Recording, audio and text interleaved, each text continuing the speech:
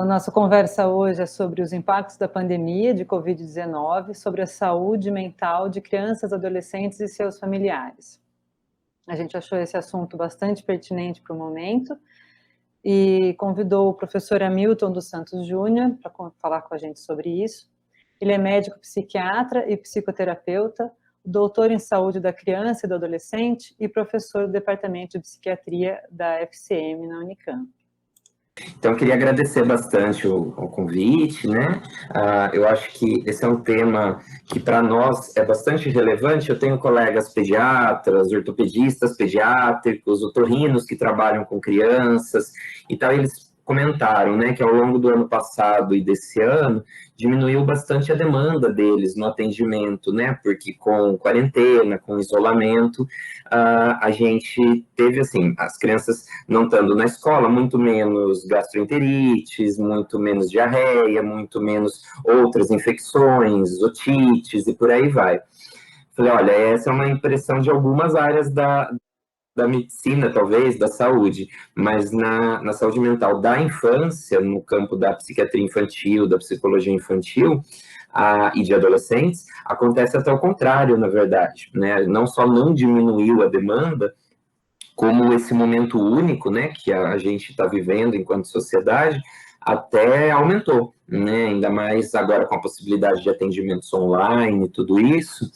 Então, e é interessante porque a cada momento que alguém chama, por exemplo, para conversar um pouquinho sobre a pandemia, sempre tem uma novidade, porque não são novidades só sobre as questões do vírus, ou das vacinas, ou novas descobertas, mas também como que a gente, enquanto sociedade, e enquanto família, enquanto pais, enquanto mães, vai se adaptando a cada momento, né? Uma coisa é durante a quarentena, outra coisa é quando agora que as aulas estão aos poucos voltando, a incerteza se vai continuar assim ou não. Aparentemente a gente está num momento bom, mas ninguém tem muita certeza sobre os momentos seguintes, né?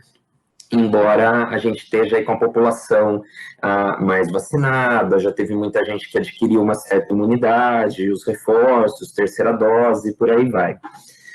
Eu gosto desse quadro, na verdade ele é uma série que são 36 quadros, né, 36 vistas sobre o Monte Fuji. O nome é 36, mas na verdade são 46. Mas eu gosto desse em particular, que é o mais famoso, que tem essa grande onda, né, de Kanagawa, e o Monte Fuji é o monte lá, o vulcãozinho ali no final que está quietinho.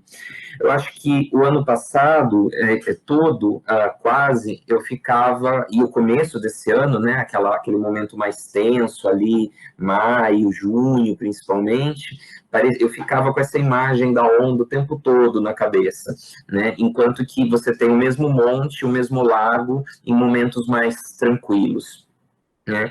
A gente sabe que uma tranquilidade total, absoluta, né, ela é uma coisa que é mais virtual, mais assim no plano idílico, utópico, do que propriamente na realidade, porque mesmo em tempos não pandêmicos, sempre há os estresses do dia a dia, sempre há as dificuldades, as questões que a gente tem que estar lidando, mas é claro que agora a humanidade como um todo vem passando por tantas adaptações, por tanta coisa junto, que cada um vai vivenciar isso de uma maneira diferente. E é óbvio que isso vai trazer impactos nas crianças, nos adolescentes, nos idosos também, e aqui, principalmente, para os cuidadores, né, também.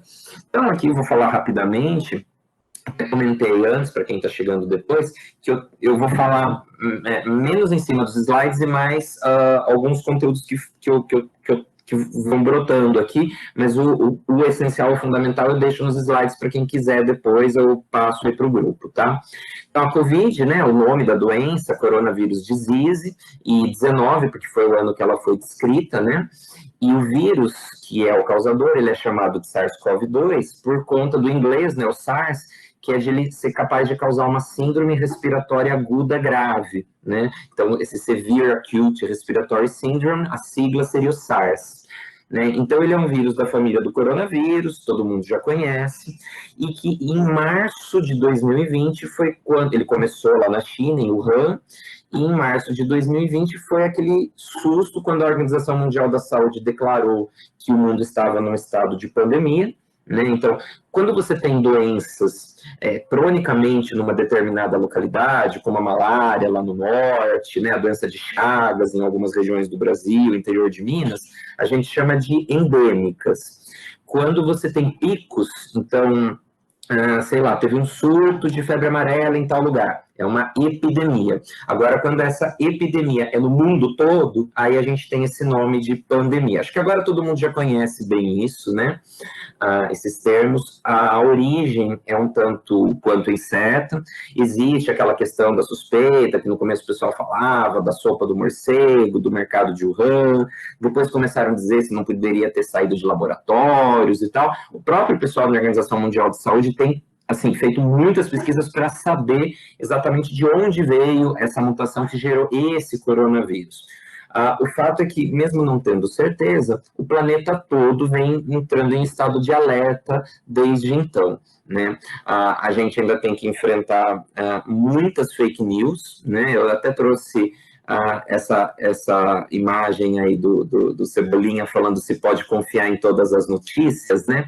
Mas esse próprio canal do Saúde Sem Fake News do governo foi um site que, como muitos de vocês acompanharam, foi muito sujeito a críticas, porque ele estava trazendo informações que nem sempre eram as mais atualizadas, ou mesmo algumas coisas que não eram corretas.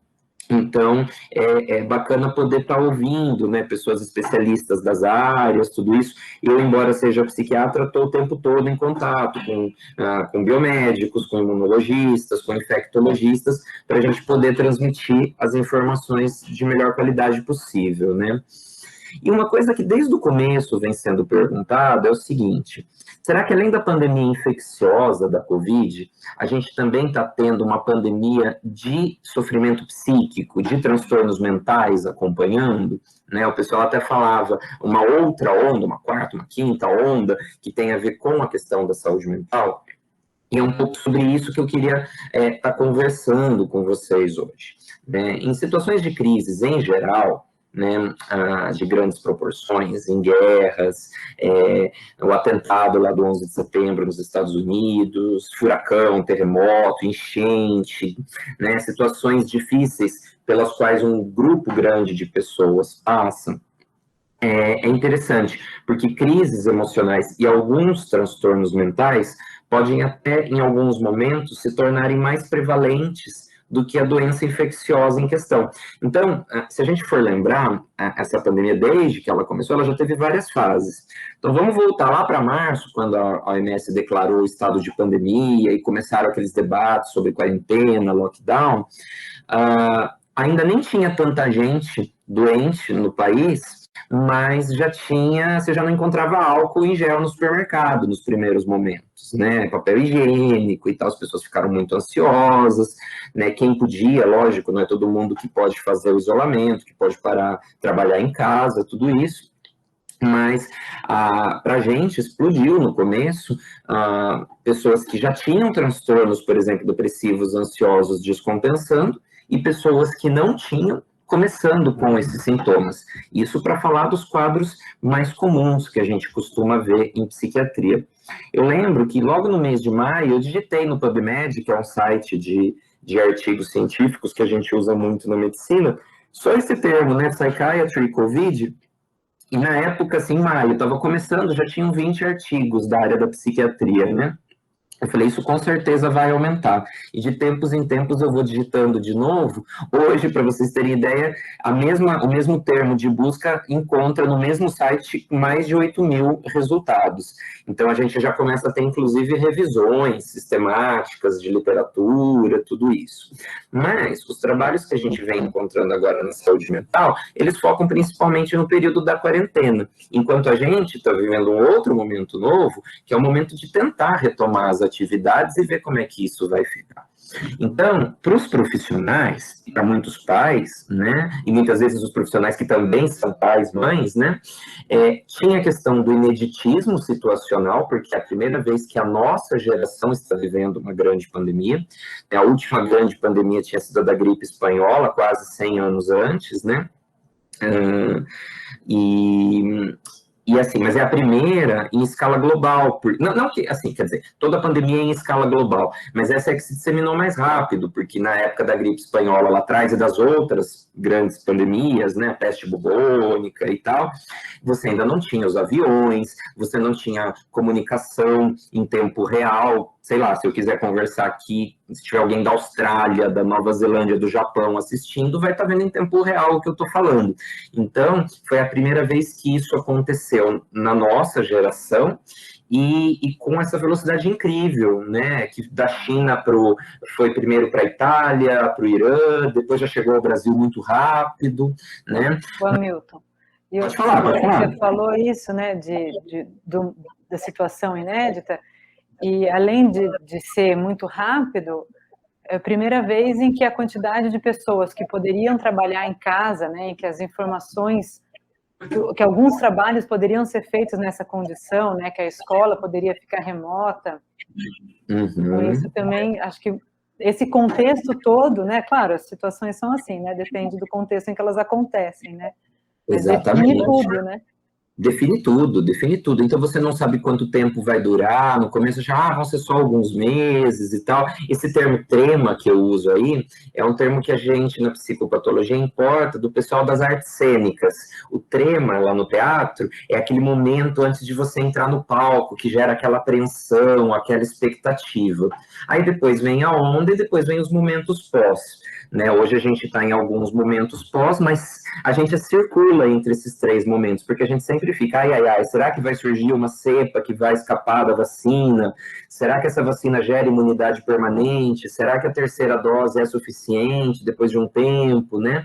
Então, a gente tem que lidar com atualizações constantes de dados, né? E isso que foi colocado, agora eu não vi quem falou, se foi a Helena, se foi a Isa ou alguma outra pessoa, mas é realmente ficar com os filhos em casa e trabalhar ao mesmo tempo, né, e ao mesmo tempo ter, né, agora está podendo, mas na fase vermelha não podia, a limpeza da casa, para quem tinha ajuda de algum funcionário, alguma funcionária, isso de repente fica na responsabilidade da própria pessoa, que ainda tem que tocar o seu próprio trabalho. Isso é um estresse já muito grande. E também tem um estresse muito grande de quem não consegue ficar em casa e ficar, tenho que pegar ônibus, tenho que entrar no trem, tenho que entrar no metrô, né? Enfim, inclusive algumas profissões, né, se mostraram, agora a gente já tem esses dados ocupacionais, de que algumas profissões tiveram muito mais contágio. E por incrível que pareça, nem foram os médicos e os enfermeiros, que muitas vezes estão na linha de frente, mas profissionais que trabalham em recepções de hospitais, profissionais da segurança, né, que ficam nas portarias, dos serviços, dos locais, dos transportes, né, os próprios padres e pastores, líderes religiosos como um todo, que foram muito procurados durante a pandemia, fora todo o debate se a igreja fecha ou não fecha, né, então, enfim, o pessoal do laboratório, né, quem trabalha em laboratório, porque não está lidando diretamente, às vezes, com o paciente, quem está lá dentro, mas está lidando com as amostras desses pacientes. E quem trabalha na coleta está pegando essas amostras e está ali o tempo todo, né? Nem sempre é fácil coletar o sangue, por exemplo, ou próprio suave para fazer os testes do PCR, então às vezes, principalmente crianças ou pessoas com transtornos mentais, idosos demenciados, às vezes agitam, tem a recusa do uso das máscaras, tudo aquilo, né, repetindo isso que já foi dito, né, então a gente tem tecnologias novas, tem as redes sociais, então tem essa possibilidade para muita gente de trabalhar em casa, mas mesmo havendo suporte à distância, o Conselho Federal, tanto de várias profissões, né, fisioterapia, fono, psicologia, medicina, tendo liberado atendimentos online, esse suporte à distância não deixa de trazer um acontecimento inesperado, né? Tem um pintor que eu gosto bastante, que é o Edward Hopper, que é desses quadros, e lógico, ele não é do período da quarentena, ele já é falecido, mas os quadros dele sempre tem esse tom melancólico, de pessoas olhando para o horizonte, e um horizonte meio ermo, meio vazio, né? Aqui são alguns exemplos, e eu brinco que com as quarentenas, é como se todo mundo estivesse vivendo dentro de um quadro do Edward Hopper, né? Isso aconteceu muito ano passado, né? E no primeiro semestre desse ano, né? Então, é lógico que dentre os afetos envolvidos, um deles é a tensão, principalmente nos primeiros momentos. O medo, né? O medo de si próprio, de ficar doente, de que pessoas próximas adoeçam, né? Não sei se aqui já tem pessoas que tiveram ou não Covid, qual foi a gravidade, mas nessa altura do campeonato quase todo mundo conhece alguém que já teve ou mesmo perdeu alguém próximo, né? Então, no começo tinha aquela coisa da negação, tá lá longe, é na China e tal, mas de repente os casos começaram a aumentar muito rápido, então vieram essas reações de muita ansiedade. O começo era mais ansiedade, né? E raiva pelo que está acontecendo, ao mesmo tempo que tem sentimentos de compaixão. Então, aqui no condomínio onde eu moro, por exemplo, várias pessoas se dispuseram a ir fazer compras para o pessoal mais idoso, para o pessoal grupo de risco. Lembrando que naquele início a gente ainda não tinha vacina nenhuma, né? Estava tudo em fase de teste. Eu mesmo fui um dos voluntários da pesquisa da Coronavac, então eu entrei no grupo de testes quando a gente nem sabia se ia funcionar ou não, sobre os efeitos colaterais, né? E isso que foi comentado, as privações, porque de repente, de uma hora para outra, as crianças não estavam indo na escola, algumas pessoas podiam trabalhar em casa, mas nem todas, e aí com quem ficam essas crianças, né, esses adolescentes, e as atividades outdoor que eu digo, atividades fora de casa em geral, né, isso tudo, de repente, de uma hora para outra, o mínimo possível, vamos restringir ao máximo, e aguardando cada novo comunicado, cada nova faixa, né? Essa restrição de mobilidade, que no início gerou mais aquela apreensão e ansiedade, com o tempo, né, todo mundo vivenciou isso, foi gerando sentimentos, mesmo em famílias que estavam juntas, de uma certa solidão, porque afinal de contas você está com a sua família nuclear, mas você vai ficando distanciado da família estendida, né? Aquelas grandes festas, para quem é de família grande, primos, né, tios e tal, isso ficou um pouco mais difícil. Tá, ok, a gente tem a possibilidade do computador. Eu mesmo conheci um tio que eu nem sabia, é um tio que eu achava que já era falecido, inclusive, a gente não tinha muito contato com ele, eu descobri esse tio, tá lá já com mais de 85 anos e consegui conversar com ele pela câmera no Natal do ano passado. Então, foi interessante, porque teve até uma busca de reaproximação com entes, com amigos que as pessoas não viam há tempos, né? E ao mesmo tempo perdas, né? De pessoas conhecidas. Sumiram. Eu Pode acho falar. que nem essa solidão que você fala, por mais que a gente está com núcleo familiar, que nem eu, né? Sou casada, tenho minha filha e tudo mais, mas o afastamento dos pais idosos, por exemplo, para preservá-los, e a questão do toque, do afeto, de você não poder mais sentir isso, entendeu? Tipo, eu e meu esposo, desde março que aconteceu isso, tipo, eu nunca dei um abraço e um beijo nos meus pais, sabe? A gente era uma família muito de afeto, assim, então acho que entra essa questão da solidão, sabe? Não, exatamente, Érica. Eu também. Agora que os meus pais tomaram a terceira dose, que eu estou começando a arriscar voltar para vê-los. Porque antes eles vinham para cá, eles são aqui de Sorocaba, nem é tão longe, eu ia para lá. Mas aí eu fico pensando, poxa, eu estou dentro do hospital, ali no olho do furacão, super exposto, né, na psiquiatria. Eu trabalho na enfermaria de psiquiatria, onde ficam os pacientes graves, internados. Então, paciente com demência, paciente com esquizofrenia, paciente com formas graves de autismo, que dificilmente controlam bonitinho a questão da máscara, da higiene social, tudo aquilo. Então, de fato, e o toque mesmo humano, a questão do abraço, do aperto de mãos, os beijinhos, né? Isso faz muita diferença, principalmente para as crianças, né?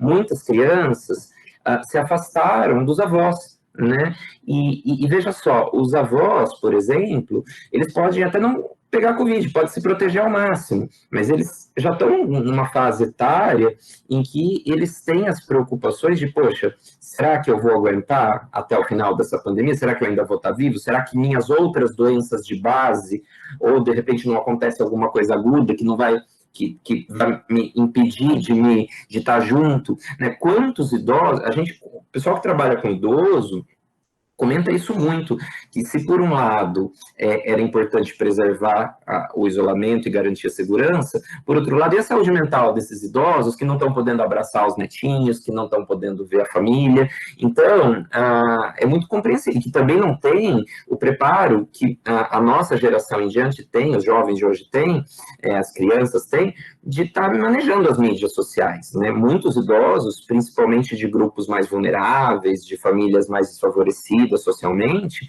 não conseguem ter acesso à internet, não sabem mexer no computador, no celular. Então isso dificulta, é um fator extra. E se é ruim para o idoso, é ruim também para o neto, é ruim para o filho, para a filha, é ruim, é para todo mundo, né? Porque ninguém sabe onde a coisa vai ficar. E nessa questão eu fico pensando no peso da escolha, né? Porque, embora tenha havido uma instrução do que seria o mais adequado fazer, cada núcleo familiar poderia fazer a escolha, se continuaria encontrando, se abraça, se não abraça, né? E essa escolha também tem o seu peso, né? Porque você sabe que você pode estar fazendo uma escolha, pode não ser a que melhor vai parecer depois, né? Que essas escolhas são assim, né? Exatamente, e a gente, né, profissional de saúde, lógico, a gente tem o papel de oriental, que é mais seguro em termos infectológicos, mas nem sempre o que é mais seguro em termos infectológicos gera melhor qualidade de vida, melhor saúde mental. Então, na psiquiatria, na psicologia, a gente tem que estar aberto, assim, sem julgamentos, para quem fez opções, mesmo após os esclarecimentos, de agir de uma outra maneira. Então, justamente por isso. Você fala, não, talvez seja a última oportunidade de eu abraçar o meu parente e tal, então eu vou arriscar. Então, assim, teve N situações, né? Por outro lado, teve os parentes que depois ficaram doentes, aí vem a sensação de culpa e tudo aquilo que a gente, obviamente, não faz julgamento moral, só clínico, mas tem essas coisas todas. Eu queria falar, aproveitar que a gente está no CEPID, né, que é o Centro de Pesquisa e Investigação, Diabetes, Obesidade, tudo isso, então falar que também teve questões metabólicas em jogo, não é só saúde mental. Então, obesidade, diabetes, hipertensão arterial sistêmica, assim como outras doenças, não deixaram de existir por conta da pandemia. E, em alguns casos, ficou até mais difícil o controle, e, em alguns casos, surgiram até em idades mais precoces do que o usual, justamente por conta do estresse todo que estava acontecendo, em várias faixas etárias. Tanto que agora é o momento que as pessoas estão meio que retomando os seus tratamentos, a gente fala, não, vamos organizar tudo, né? Vamos lá atrás de ver como é que ficou o seu controle glicêmico, como é que está a sua pressão, né? Muita gente, eu inclusive, ganhou peso, né?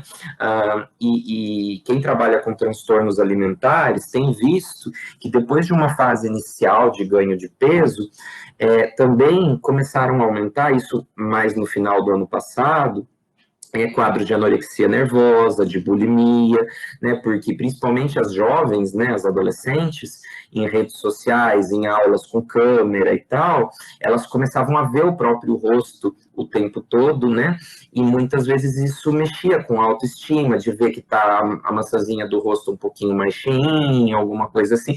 Isso quando não tem o próprio cyberbullying mesmo entre os próprios jovens, de tirarem sarro pelas redes e tal. E aí batia muito um sentimento de culpa por estar se alimentando, e às vezes começavam a ter medidas aí purgativas, provocar vômitos, fazer exercícios em excesso, abdominais e tudo isso. Então, assim, a gente mesmo no HC da Unicamp, a gente tem visto que no grupo lá de transtornos alimentares aumentou bastante a prevalência em adolescentes, né? Coisa que antes a gente via mais em pessoas adultas, né? Principalmente mulheres adultas jovens. Né? E os fatores de risco, né, respiratórios, cardiovasculares, eles não só não deixam de existir, como podem se intensificar. Né? Na verdade, o que acontece é o seguinte, você está comendo mais, e essa informação está num outro slide lá na frente, mas eu até já vou adiantar. Você tem em situações de estresse uma tendência, né, neuropsiquiátrica e neurohormonal, neuroinflamatória, de comer alimentos que são mais calóricos.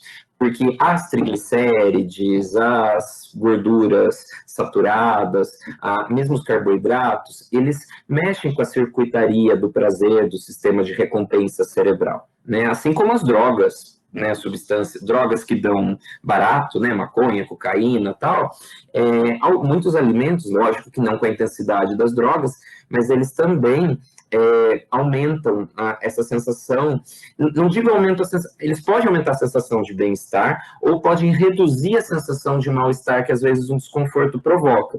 Então todo mundo aqui às vezes quando está numa situação difícil, abre lá e come um pote de sorvete ou uma barra de chocolate, né? Isso não é necessariamente patológico.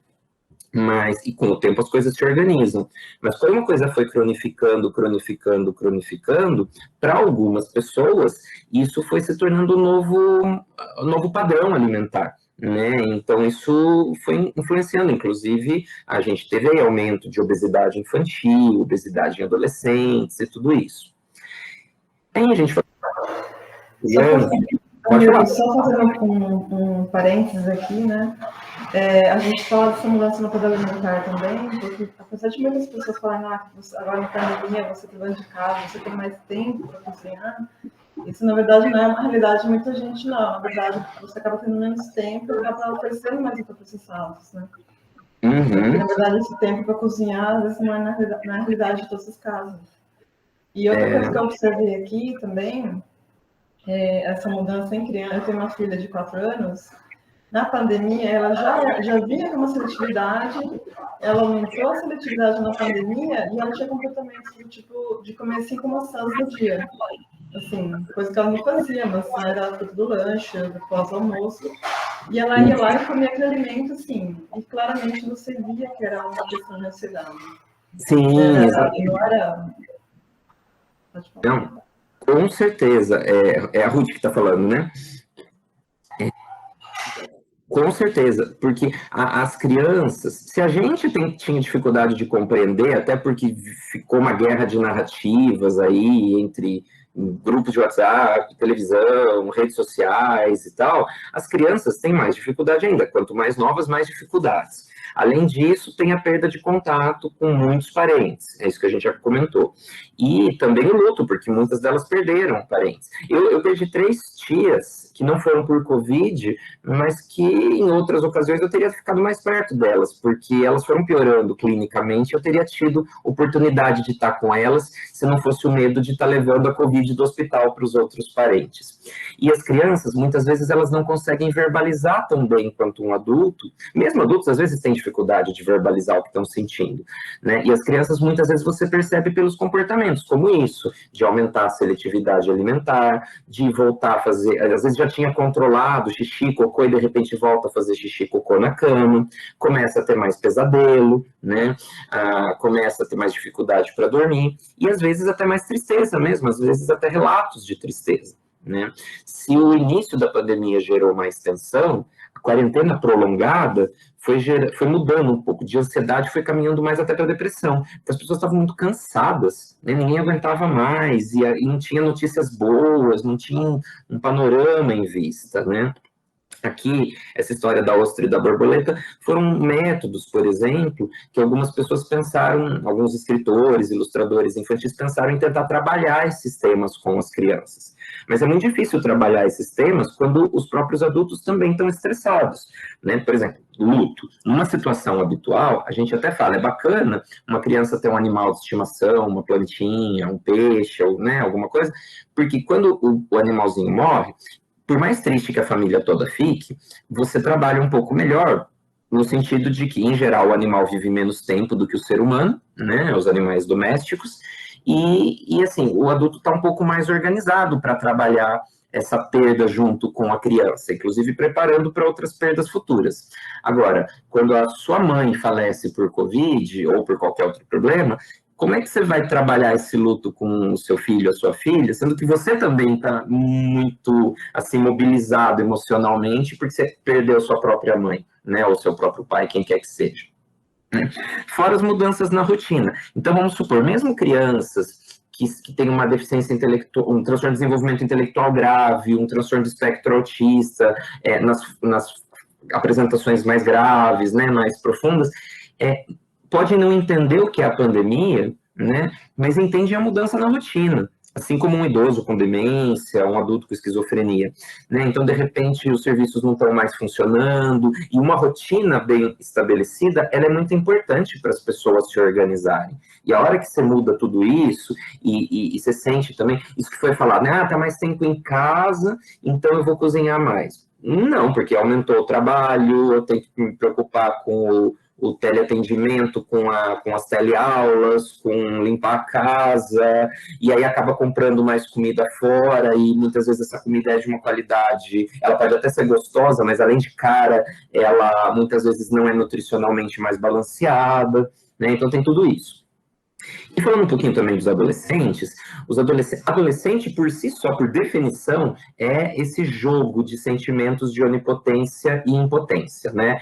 O adolescente, às vezes, ele se sente com uma autoestima muito baixa, mas isso não pode vir à tona, então ele se coloca socialmente, às vezes, de um jeito, eu posso tudo, né? O adolescente tem não todos, lógico, mas muitos adolescentes têm uma tendência a desafiar regras, né, a fugir desses sentimentos de tédio, de insegurança em relação ao futuro. Então, adolescentes e adultos jovens em geral. Então, não é à toa que a gente viu aí tanta festa clandestina, e para a gente que trabalha também com adolescentes, como os adolescentes, praticamente era como se não fosse com eles, né? Então, saíam à rua, muitas vezes desafiavam, brigavam com as famílias, né? Muita briga, né? Os pais tentando controlar e o adolescente indo para a rua, e aí o adolescente volta para casa, traz o risco, né? O adolescente muitas vezes é mais impulsivo, e tem a questão do consumo de substâncias psicoativas, de drogas em geral, que não aumentou só entre os adolescentes, aumentou também entre os adultos dentro de casa, né? Tudo bem, sempre tem aquelas pessoas que vão beber só no bar, ou que vão usar a droga ali só na biqueira, ou só com os amigos, mas muita gente também, né, do mesmo jeito, né, que a sua filha teve a questão da seletividade com as maçãs, para quem já era usuário, por exemplo, muita gente começou a usar mais. Você fala, nossa, mais, mesmo com a quarentena? Sim, porque não é difícil conseguir drogas, né? Muitos entregadores aí de comida também entregam substâncias, né? As biqueiras, para quem é usuário, é fácil de saber onde conseguir, onde encontrar. E o próprio álcool, né? Quantas lives a gente não viu que os próprios cantores estavam embriagados, né? Então isso acaba funcionando até como uma autorização, entre aspas, para que as pessoas usem em geral, né?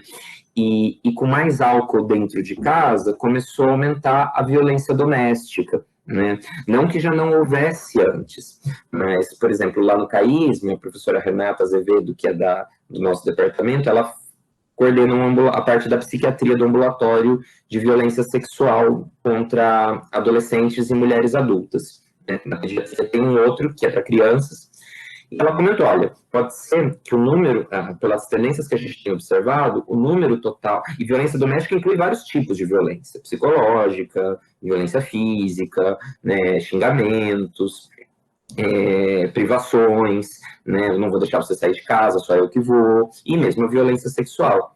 Então, o que acontece? Com o aumento de consumo de substâncias e muitos casais que antes se viam menos interagindo muito mais, já que passam muito tempo em contato um com o outro, as discussões começaram a se tornar mais frequentes. E com a questão do álcool, diminuiu o número de vítimas intoxicadas. Então, por exemplo, aquelas mulheres que acabavam ficando mais vulneráveis porque estavam embriagadas na balada, diminuíram porque está tendo menos balada. E em casa elas estão bebendo menos. Mas os maridos muitas vezes estão bebendo mais. E aí aumentou a violência doméstica associada à intoxicação por parte do abusador, ou daquela pessoa que comete a violência, que na grande maior parte das vezes é o homem, né? Amigo, tem um participante pode falar. que comentou uma coisa interessante, você falou sobre isso, né, sobre essas drogas, que com a quarentena aumentou o uso e tudo, ele falou assim, isso aí atingindo os adultos da família, né, mas ele comentou aqui sobre o papel dos jogos eletrônicos também, impactando a criança e o adolescente, né, que estavam muito mais tempo em casa e tudo mais. Exatamente. Não, jogos eletrônicos e jogos de azar, muitas vezes, porque tudo bem, no Brasil você não tem cassinos regularizados, mas bingo, essas coisas são proibidas, mas tá cheio de joguinho aqui, no celular mesmo você pega, tá cheio de joguinho que, Mario Kart que seja, né, eu quero um carrinho melhor, então eu tenho que pagar tanto, né, e coisas, no fundo, é até pior que jogo de azar, porque o jogo de azar pode te dar algum retorno financeiro, esses jogos eletrônicos não dão nenhum. E às vezes nas interações, alguns deles são muito violentos, e em outros a gente teve muitos adolescentes roubando cartão de crédito dos pais, usando a senha dos pais no banco para poder, por exemplo, estar jogando, né? Então, ao mesmo tempo que você permite novas formas de interação social, nem sempre essas formas são as mais saudáveis possível. Então, muitos pais tiveram um estresse extra de ter que ficar monitorando o que os filhos estavam fazendo a mais ou de novo, né, de novidade nesse novo momento do uso da internet, né? Uma coisinha rápida que eu queria falar, não é o principal, mas a gente não pode esquecer que, embora os principais grupos de risco para a Covid sejam adultos com problemas outros de saúde, asma, né, obesidade e tal, e os idosos, mas as crianças também não estão livres de contraírem a Covid. Inclusive, recentemente, né, acho que foi no final do ano passado, na verdade, em quase um ano, foi descrita na pediatria a síndrome multissistêmica inflamatória pediátrica associada à Covid, né? Felizmente não foram tantos casos, que é uma doença que você tem inflamações pelo corpo todo, né? Aí tem até uma foto aí mostrando essas marcas, né, na pele, mas não é só na pele, pode atingir as artérias coronárias no coração, pode atingir a artéria aorta. Então, aqui, é raro, mas houve descrições de casos de pessoas que tiveram essa síndrome, né? Lá em 1967, no Japão, foi descrita a síndrome de Kawasaki, né? Que é uma doença, é uma vasculite, também hiperinflamatória, e aí aumentaram os casos de Kawasaki em crianças, justamente porque ela é praticamente essa síndrome multissistêmica inflamatória, com algumas peculiaridades, algumas particularidades, mas ela leva a muitas inflamações. Então, a criança também, embora na maioria das vezes sejam quadros mais leves, a gente não pode esquecer que também tem esse risco, né? Então, além das crianças que adoecem de Covid, a gente tem outros grupos de crianças e adolescentes que também são mais vulneráveis. Aqueles que têm algum tipo de deficiência sensorial ou motora, né, doenças físicas, doenças genéticas, as crianças que não moram com os pais, que estão em abrigos, né, jovens que estão na Fundação Casa, cumprindo medida socioeducativa, né, que naturalmente acaba sendo uma aglomeração, né? E as crianças e adolescentes em situação de rua. Tanto que em Campinas, a prefeitura conseguiu uma coisa bacana, que quando chegou a vacina da Janssen, que era uma dose só, para os indivíduos vivendo em situação de rua, eles priorizaram a Janssen, porque às vezes era muito difícil você encontrar essas pessoas para tomarem a segunda dose, né? No caso da Coronavac, da Pfizer, da AstraZeneca, né? E, enfim, então isso a gente já falou um pouquinho, né? As crianças com transtorno de desenvolvimento intelectual, deficiência intelectual, espectro autista, podem ter, assim como as crianças neurotípicas, mas essas mais ainda, podem ter regressões, podem ter picos de agressividade, de agitação, de insônia, né? Crianças com toque, que às vezes já tinham toda a questão com lavagem de mãos e tal, isso muitas vezes se intensificou, né? E o TDAH, né, o transtorno de déficit de atenção e hiperatividade, que já é difícil de você manejar com a criança frequentando a escola, imagina a criança TDAH em casa, com o computador dando problema, ou então numa casa mais pobre que a família nem tem computador ou só tem uma rede de acesso para a família inteira, sendo que tem gente que tem que trabalhar no computador, outras pessoas tendo que assistir aula online, outras com aula gravada, né?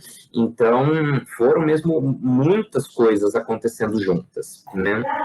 Uma coisa também que eu acho legal pontuar, Milton, a gente teve reclamação de vizinho pelo barulho que a minha filha fazia. Imaginando das famílias que tinham crianças com espectro autista, né? Que realmente você não tinha esse controle. Acho que quem não tem criança também no espectro, divulgar essa empatia também com o outro. Por mais que esteja invadindo o seu espaço, o seu barulho, né? São situações bem difíceis.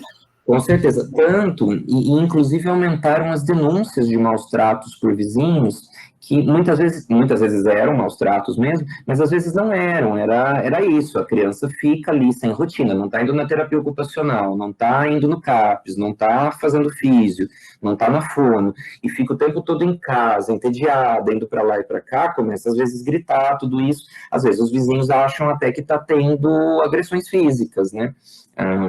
Que podem acontecer, mas felizmente não é a maior parte dos casos, né? Bom, também tem que lembrar que muitas vezes o próprio cuidador pode ter transtorno mental. Às vezes o pai e a mãe são usuários, como a gente já comentou, de substâncias psicoativas, mas podem ter quadros depressivos graves, podem ser bipolares, podem ter esquizofrenia, né? E esse isolamento, aquele tempo que às vezes era importante, a criança está na escola até para partilhar contato com outras crianças e ganhar mais autonomia, mais independência em relação aos pais, isso também diminuiu. E às vezes está muito próximo ali, né? Outra coisa são as crianças com quadros fóbicos, né? As crianças com fobias sociais, que ficam nervosas de ir à escola, acontecia uma coisa que era interessante. Muitas vezes elas não se sentiam isoladas, porque elas estavam mais tempo com a mãe e com o pai em casa, mais tempo na internet e tal. E se elas já eram muito tímidas e tinham um pouco de tensão de estar, sei lá, apresentando um trabalho em público, às vezes estar em casa, nem sempre com câmera e tal, pode, de uma certa forma, aliviar alguns sintomas fóbicos ou ansiosos. O que não significa que está tratando. Você está, na verdade, reforçando a fobia, né? Reforçando a partir do isolamento. E agora, essas crianças são as que estão talvez mais sofrendo com a volta às aulas, porque todo mundo está tendo que se adaptar de novo, né? Mas aquelas que já tinham dificuldade, que já tinham medo de sair de casa, muitas vezes encontram isso com mais... esses sintomas que estavam atenuados agora vêm com tudo, né? Enfim, aqui a gente já falou, saiu errado, saiu reorganizar, mas é reorganizar, né? Então, isso que a gente já falou de conciliar as preocupações com emprego ou com desemprego, né? A gente não pode esquecer que o país entrou em uma crise econômica que muita gente perdeu emprego, redução de salários, e conciliar principalmente as mulheres, principalmente as famílias monoparentais, que são as mulheres que sustentam as famílias, né? Dentro do machismo estrutural, né? A carga de estresse acaba sendo sempre maior para as mulheres e para as mães, né? Enfim. E aí o que acontece? Tudo a gente já comentou, então você pode ter mais irritabilidade, mais preocupação, ou a criança que fica mais manhosa, tudo isso. E do ponto de vista biológico, tem alguns dados que eu queria comentar com vocês também. Eu sei que a gente já está aí um pouco avançado no tempo, mas olha só, a gente sabe que, vamos lá, as crianças não têm exatamente a dimensão do problema. Muitas vezes é difícil para elas poderem dimensionar. Elas podem ter esses sintomas de ansiedade e depressão que podem não ser os clássicos, né? A criança não chega lá no divã, deita para o psicólogo e fala, minha vida não tem mais sentido, estou pensando em morrer e tal. Mas ela pode ter essas mudanças na dieta, como a gente comentou aqui, né? Muitas vezes reduzindo, mas muitas vezes aumentando, né? A depressão, a ansiedade, elas cursam com alterações de sono e apetite que pode ser para menos ou para mais. Né? A obesidade infantil tem aumentado.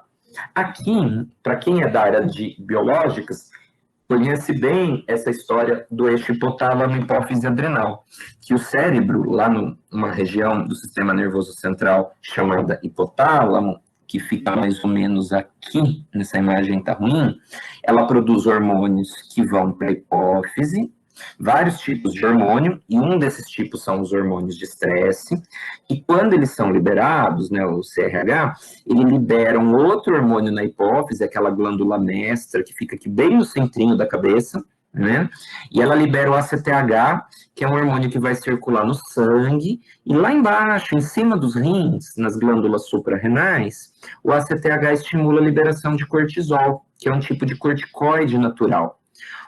Isso, em situação normal de estresse, o cortisol, ele ajuda a regular um pouco da resposta inflamatória. E é mais ou menos natural. Então, você fica um pouco doente ou um pouco estressado, aumenta o cortisol. O próprio aumento dele vai fazer o contrário, vai fazer com que os hormônios lá de cima do hipotálamo, que fizeram com que ele fosse liberado, comecem a diminuir, para poder regularizar depois que a situação de estresse passa. Agora, quando a gente está falando de uma situação de estresse crônica, prolongada, ou que vai se intensificando com o tempo, né, porque o salário vai baixando, o desemprego vai aumentando, a escola não volta, né, os pais estão desesperados, né, de tentar conciliar as vidas aí deles com o cuidado das crianças e tal, o que acaba acontecendo é como se lá no cérebro o hipotálamo fosse desenvolvendo uma certa resistência à ação do cortisol. E aí esse eixo não normaliza. E corticoide demais circulando no corpo pode baixar a imunidade. E aí pode predispor a outros problemas de saúde, né? Não só doenças infecciosas, mas outras doenças, né? E mesmo a questão da obesidade, porque os corticoides, eles aumentam o apetite. Todo mundo aqui que já teve que tomar corticoide, prednisona, Decadron, aí por algum problema de saúde, por mais aí do que 1, 2 semanas, sabe que eles aumentam o apetite. Então é mais um fator que pode levar à obesidade, diabetes infantil, ou mesmo nos adultos, né? Isso é um resumo do que eu acabei de falar, né? Aqui ficou bem ruim esse slide, mas eu quis mostrar essas estruturas cerebrais envolvidas com o controle da fome e da saciedade. Então, é o tálamo, embaixo dele, aqui não está destacado, é o hipotálamo, e aqui embaixo, essa região da amígdala, não é a amígdala da garganta, é a amígdala cerebral, que a gente chama, né? Ela tem dos dois lados do cérebro, aqui é como se fosse uma pessoa que está olhando para a esquerda, assim, o córtex pré-frontal é a parte da testa da pessoa, então é como se ela estivesse olhando lá para a esquerda e esse córtex tivesse sido bem no meio da cabeça da pessoa, né? Então, o córtex pré-frontal, a amígdala e o hipocampo, que tem a ver com a memória, são 3 regiões que são particularmente sensíveis quando a gente está estressado. E se o estresse começa a ficar muito crônico, a amígdala pode desencadear respostas mais impulsivas e agressivas. O córtex pré-frontal, que normalmente faz a gente inibir os impulsos, ele começa a ficar desregulado e a pessoa pode ficar mais impulsiva. E o hipocampo, que ajuda a gente no aprendizado, na memória, ele pode ir cronicamente ficando comprometido também. Então, isso pode gerar dificuldades de aprendizagem, além de todas as mudanças no jeito de aprender, com a questão, por exemplo, do ensino online, né? E outra coisa é aquilo que a gente também já falou, o estresse aumenta o desejo por alimentos mais gostosos, e os alimentos mais gostosos, para a maioria das pessoas, acabam sendo a comfort food, né, a comida que me dá prazer, né, aquela comida, a porcaria mesmo, a junk food, né, então é o sanduíche, é o doce de leite, é o pão com bastante manteiga, com bastante requeijão, né, alimentos mais calóricos e com alto calor lipídico, alto teor lipídico. De novo, se você está estressado, sei lá, um término de relacionamento, ou porque você foi mal numa prova, coisas assim, tudo bem fazer isso uma vez ou outra, ou no final de semana, uma semana que foi mais puxada e tal.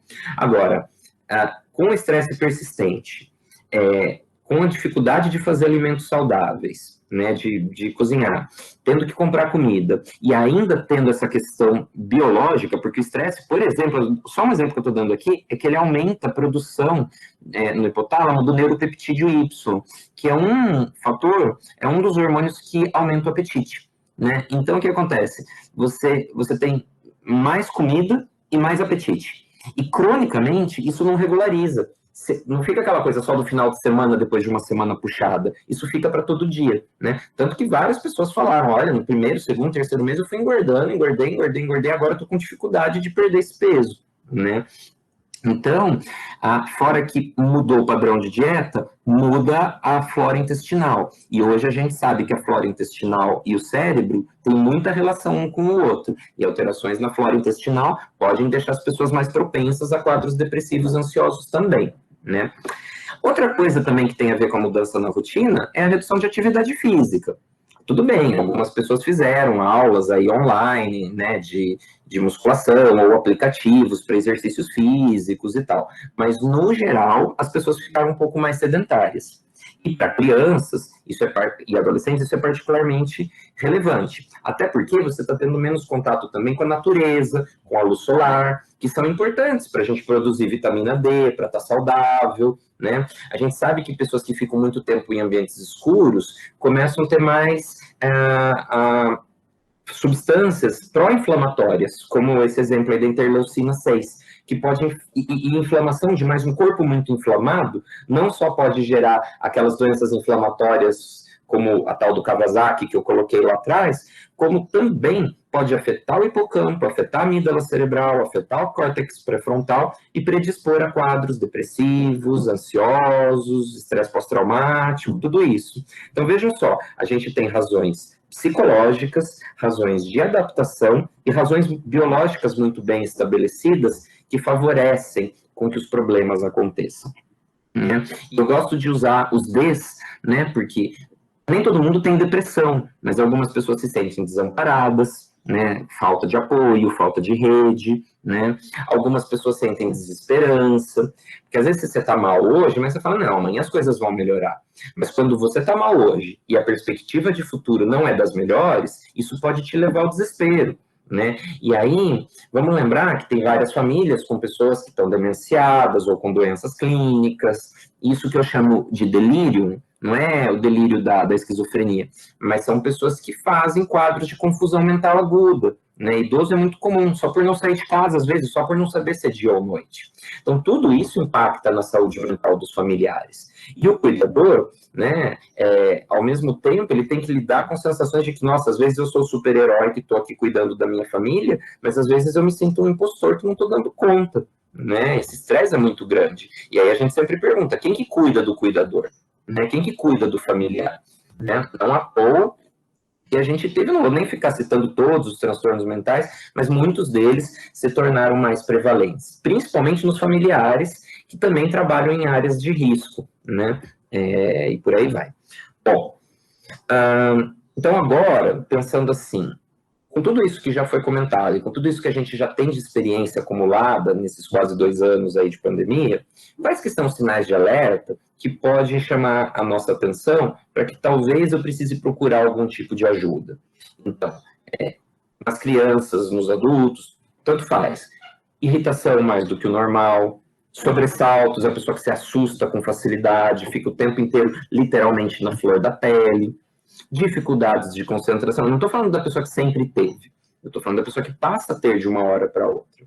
Né? A labilidade emocional com choro fácil, sensação de esgotamento físico, mesmo dores pelo corpo, que podem se intensificar com o estresse, além das alterações de sono e apetite que a gente já falou. Logo no comecinho da pandemia, a OMS lançou um manual, mas que já foi atualizado várias vezes, e protocolos a gente tem de monte.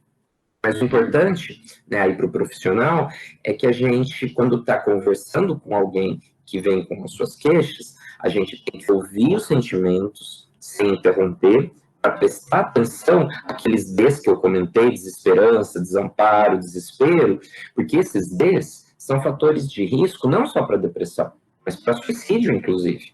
Né? Então, é isso que a gente quer evitar. Né? Felizmente, a ideação suicida, embora ela tenha se tornado um relato prevalente, os suicídios, concretamente, que as pessoas que morrem por suicídio, aparentemente, a gente não sabe se é cedo ainda para dizer isso, mas aparentemente não estão aumentando. Né? Mas, de toda forma, a gente tem que acender um sinal amarelo e prestar atenção principalmente para quem já tinha um transtorno mental pré-existente. E uma coisa que um profissional de saúde não pode esquecer é perguntar sobre abusos de tranquilizantes, de remédios para dormir, de cigarro, né, de álcool e por aí vai.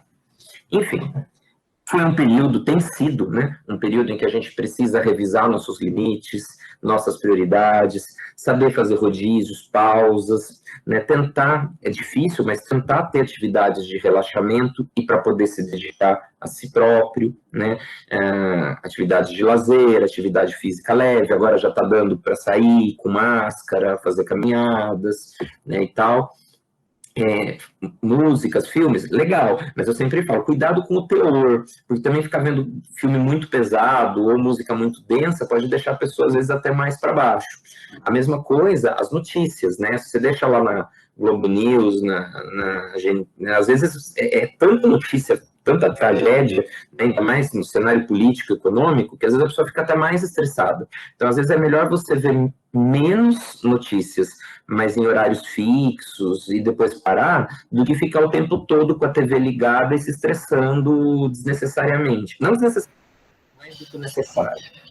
Você comentou dessa questão da ansiedade, né? Eu lembro que no começo tinha muito aquela exposição da contagem de mortes, de contaminados. E aquilo era, nossa, aquilo acho que era um fator terrível para esse tipo de situação, né? Nossa, com certeza, com certeza. E muito, né? E os profissionais de saúde também, porque a gente mesmo, eu não podia desligar porque eu tinha que passar informações de qualidade, porque é gente da família perguntando, é gente do condomínio perguntando, é gente, os pacientes perguntando, as famílias dos pacientes, e você tem que estar atualizado, mas ao mesmo tempo que você tem que estar atualizado, é tanta informação nova surgindo o tempo todo, e às vezes contraditórias, que você tem que dar uma filtrada, né? Bom, enfim, algumas pessoas encontram estratégias aí em exercícios de respiração, né, outras em meditação, tem algumas técnicas aí, né, de fazer essa guided imagery, é um tipo de técnica psicológica que a pessoa fica visualizando cenas de um ambiente um pouco mais calmo, um pouco mais tranquilo, e às vezes ajuda a colocar no vídeo do YouTube ou no Spotify, com sons da natureza, né, e tal. Para algumas pessoas isso funciona muito bem, mas outras ficam até mais ansiosas com isso. Então, a grande questão é assim, é procurar o que te faz bem para tentar ter esse seu momentinho, nem que seja uma meia horinha ali no dia, ou 15 minutinhos que sejam, mas ter um momento que seja seu, né? Outra coisa, evitar automedicações, né? Às vezes as pessoas já têm remédios em casa e muita gente começou a abusar de remédios, né? E essa coisa da bebida, do cigarro, né? Vou fumar aqui para me acalmar. Quando vê, já está bem mais do que era o habitual, né? Então, não precisa ter vergonha de, se necessário, buscar uma avaliação especializada, né? Seja online ou agora presencial, que já está sendo possível de novo, né? Em alguns casos, então, psicoterapia, uso de remédios, psicofármacos pode ser necessários, pode ser úteis, mas é bom que isso seja feito com um suporte profissional, e não com a pessoa se automedicando por conta própria, para a gente não criar aí uma legião de pessoas dependentes de Rivotril, de diazepam, enfim, de Lexotan, por aí vai, né? Isso dos limites da mídia a gente já falou, né? E outra coisa, proferir sempre as fontes de jornalismo profissional para tentar fugir um pouco das fake news, né?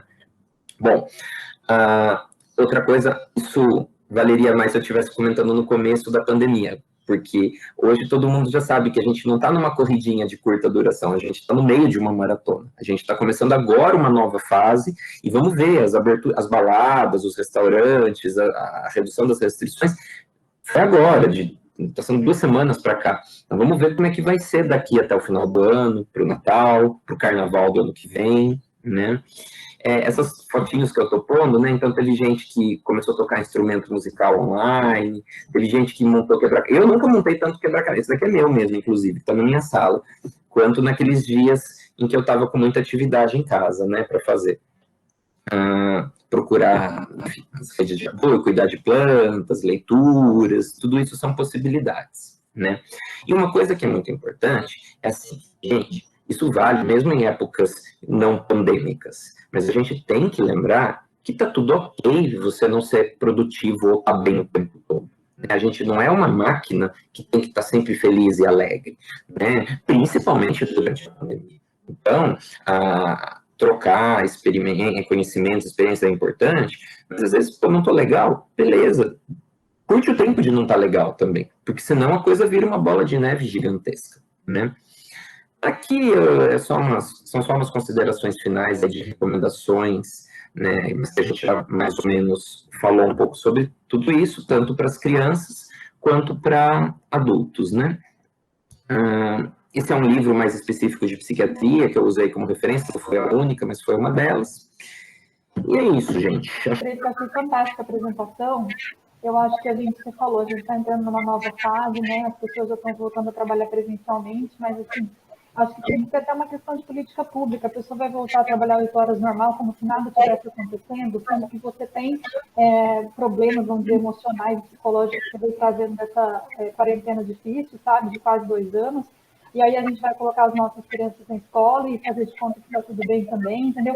Eu tenho uma preocupação, Hamilton, que é a seguinte: a minha bebê tem 2 anos e 10 meses, né?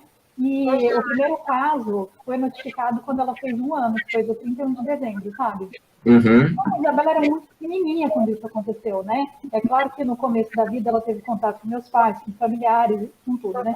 Mas depois houve esse distanciamento. Então, assim, o único beijo, abraço que ela conhece é o meu do meu marido, né? E acho que depois que tudo isso passar, vai ter que haver aí ensinar ela sobre isso, sabe? E ela foi criada, como você falou, né? Nem todas as crianças têm uma situação privilegiada do ponto de vista financeiro, estabilidade ali, pai, mãe, e tudo mais, sabe? Aí eu fico pensando, né? Cada criança vai levar consigo um pouco dessa quarentena aí que durou tanto tempo, sabe? E vai levar para a escola isso. Como que as crianças vão lidar com os pais que estão nos outros?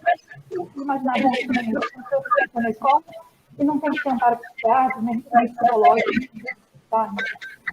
Isso que eu falei, né? Mas eu fico pensando assim, bom, tudo bem, então passou essa parte mais difícil da pandemia, todo mundo volta a trabalhar, todo mundo volta para a escola, ok, não aconteceu nada, mas as crianças estão tendo que lidar entre elas ali, sabe, com esse problema. Né? Os pais fechando os olhos às vezes. Não, Érica, e você falou muitas coisas muito importantes, né? Esses primeiros anos de vida são fundamentais aí para o desenvolvimento do apego, né? Da relação netos-avós, e aí eles ficaram longe, como é que vai ser esse restabelecimento? Porque às vezes as crianças até estranham, né? Depois de tanto tempo longe. E outra coisa, a questão da escola, né? A escola que está seguro mesmo, né? Tem muita gente ainda com os 2 pés atrás. Eu, inclusive, eu acho que, por um lado, é importante, mas, por outro lado, enfim, a gente não tem exatamente como prever em detalhes. E tem uma outra coisa também, que algumas mudanças com a pandemia meio que vieram para ficar, né? Dificilmente, por exemplo, a gente estaria tendo um encontro como esse, online, até 2020. Não que já não fosse possível, mas eu tinha colegas que já trabalhavam com o Zoom, com o Google Meet e tal, mas muito menos. A pandemia meio que forçou a isso. E aí agora você fica, o ambiente é híbrido, né? Tá, legal. Para algumas coisas pode ser muito útil, né? Então, por exemplo, eu estou lá na faculdade de medicina, a gente faz parte de um grupo que está organizando a reforma curricular da graduação. A ideia é até ter menos aulas teóricas para os alunos, já que, afinal de contas, eles conseguem ter acesso a material gravado, deixa muita coisa pronta, tal, para eles poderem focar mais em lazer e, principalmente, nas atividades práticas com os pacientes. Agora, isso pode ser legal para um aluno de um curso de saúde, mas será que é legal para quem, sei lá, uma professora que acrescentou um turno extra, né? Porque às vezes está trabalhando lá, dando aula de manhã e à tarde presencial, mas à noite tem que fazer uma aula online porque começou durante a pandemia, mas não acabou ainda, né? E como é que ficam essas coisas todas? E à noite, com o filho chegando agora da escola, com demandas, com fome, né? Então, tem tudo isso, né? Milton, até pegando esse gancho aí do que veio para ficar, né? A gente percebe que tem bastante gente que vai continuar em home office, ou híbrido, que seja, né? Uhum. E aí eu acho interessante que tem algumas condições mais estressantes para quem tem filho pequeno, por exemplo, né? Organizar esse home office, porque quando uma mãe sai para trabalhar, ela tem que organizar a rotina ali da família de um jeito que ela saia mesmo de casa. Uhum. Então, isso obriga a organizar isso, mas faz com que ela tenha no trabalho a tranquilidade de que lá ela está trabalhando. E quando ela volta para casa, ela tem a tranquilidade de que lá ela é a mãe, é a dona da casa, né? E no home office, isso fica embolado. Isso por si só é um estresse a mais, né? Com certeza. Não, fora o fato de que tem pessoas, a gente escutou várias mães falando, que o cômodo da casa onde fica o computador, ela não quer mais entrar, porque dá aflição, né? Ela falou, antes eu desligava do trabalho e vinha para casa, eu deixava tudo bem, as preocupações sempre acontecem, mas eu ia me preocupar principalmente com o trabalho no dia seguinte. Agora não, porque eu chego... Isso já vinha acontecendo com os WhatsApp da vida, né? Que invadem mais do que e-mail. Porque o e-mail, se você quiser deixar para checar só em horário de trabalho, beleza. Agora o WhatsApp, você quer conversar com um amigo, com um parente, acaba vindo uma notícia de trabalho lá, né? E com a pandemia isso intensificou mais ainda, né? Então, a gente vai ter que ser muito criativo em pensar estratégias de manejo de estresse com essas novidades todas, né? O que eu percebo é que algumas pessoas, elas não percebem, né? Até essa é a palavra, elas não percebem o quanto estressadas elas ficam porque a demanda está sendo simultânea, né? Uhum. Então, ao mesmo tempo que ela está respondendo para o chefe alguma coisa, ela também está respondendo para o filho. E além de estar se vendo, né? Porque a gente fica se vendo aqui na câmera, e ao invés de conversar olhando para você, de vez em quando meu olho fica perdido onde olhar, né? Isso também é estranho. Não, ó, eu brinquei aqui, ó, eu nem sou a pessoa mais vaidosa do mundo, eu brinquei aqui da questão da olheira, né? Uma colega dermatologista estava comentando, assim, que lógico, ela trabalha na área de doenças infecciosas, na área de tumores de pele, mas ela também faz muita parte de estética. Ela falou, o pessoal da área de cosméticos que vem aqui conversar comigo, eles falam, ó, durante a pandemia, com a questão da máscara, venda de batom foi lá embaixo, né? Por outro lado, rímel, sombra e tal, óculos que combinem com a roupa e tal. Então, assim, você começa a se preocupar com coisas que antes você fala, você falou, eu não estava me vendo, eram só os outros que me viam. E algumas pessoas ainda assim já se encanavam muito com isso, agora mais ainda. Eu, particularmente, acho que eu relaxei mais, assim, né? Se fosse uma palestra, a gente estivesse conversando presencial, eu acho que eu ia estar com uma camisa social, um cinto. Aqui eu peguei uma camisa, ok, não é das mais feias, mas também não é das mais formais, né? Acho que a gente pode abrir um pouco para perguntas, né, meninas? Você quer falar, Kelly? Pode abrir o microfone? Quero, obrigada, boa tarde a todos, parabéns, Hamilton, pela palestra, fantástico, é um tema que mexe muito com a gente, profissional e mesmo como mãe, né? A gente fica muito mexida com esse tema. Deixa eu fazer uma pergunta, não sei, talvez seria até um conselho. Meu filho, adolescente, ele sofreu bastante. Estou tendo problema com a minha menina de 16 e ele acabou de fazer 15. Assim, no ambiente online escolar, ele caiu drasticamente.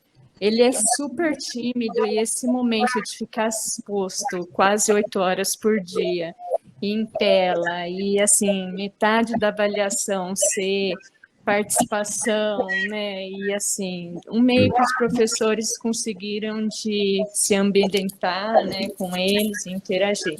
Então, assim, nota lá no pé. Mas o que me mais dá medo é os conteúdos mesmo que ele ficou exposto. Antigamente eu conseguia filtrar, agora ele na adolescência eu não consigo mais filtrar e como ele tem que ter acesso quase todo desbloqueado, fica mais difícil ainda. E assim, os conteúdos que ele vê é aqueles filmes chinês, aqueles, sei lá, gibi chinês, japonês, deprimido. É terrível. Eu fico deprimida e triste só de ver. Já sentei, já conversei, já esclareci, já expus toda a preocupação da mídia e dos profissionais, né? Com isso, com todo esse conteúdo pesado e negativo, mas está tão difícil, Hamilton, eu estou ficando desesperada.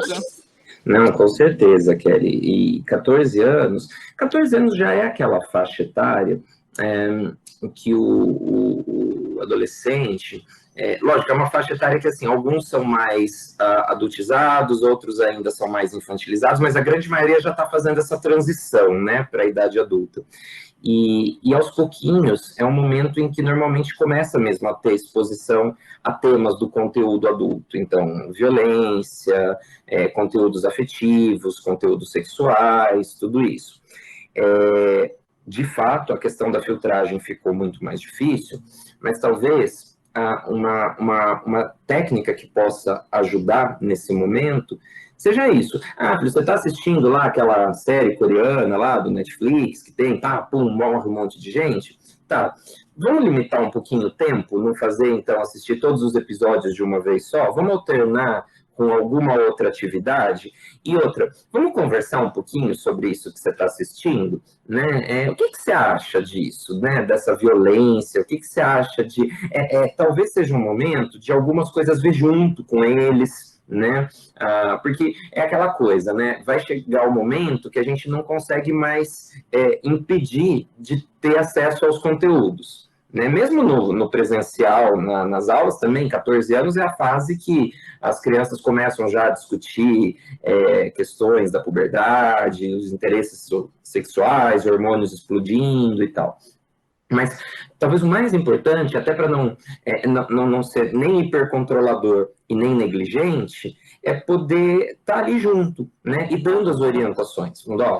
Tá vendo aqui, essa pessoa aí nessa música, talvez, ela esteja muito deprimida e tal. Se a gente sabe que às vezes as coisas não estão bem, as pessoas não estão legais. Se um dia você começar a ficar se sentindo parecido com essa música aqui, quem que tem músicas muito depressivas agora, que estão aparecendo bastante. A própria Lady Gaga, né, entrou numa fase de fibromialgia aí, então ela começou a trazer alguns conteúdos mais densos, mas a Pink, né, que também fala muito, ela até eu vi aqui uma pergunta no chat, uma pergunta não, mas um comentário que o Gilberto pediu, comportamento autolesivo, né? Muitas músicas com conteúdos autolesivos, muitas séries mostrando isso. Até teve, antes da pandemia, teve aquela do 13 Reasons Why, né? Então, a ideia é assim, ok, se eu não consigo proibir, então, vamos tentar ou ver junto, ou discutir o conteúdo, e falar, para que o seu caso não seja igual tenha sido dessa pessoa aqui, o que a gente pode fazer diferente? Conta comigo, né? Mãe é mãe, não é amigo, não é psicólogo, mas é alguém que está ali para ouvir também, né? Para poder partilhar, para poder ver se é o momento de procurar uma ajuda especializada, né? Um pouco disso. E o Gilberto comentou da questão do comportamento autolesivo. Isso a gente já vinha notando antes da pandemia. Parece que entrou até num script geracional ali. Entrou ali naquela fase dos 12 aos 16, 17 anos, principalmente entre as mulheres, entre as meninas, mas também em alguns garotos, como, às vezes, o lidar com a frustração, com a angústia, a pessoa passa...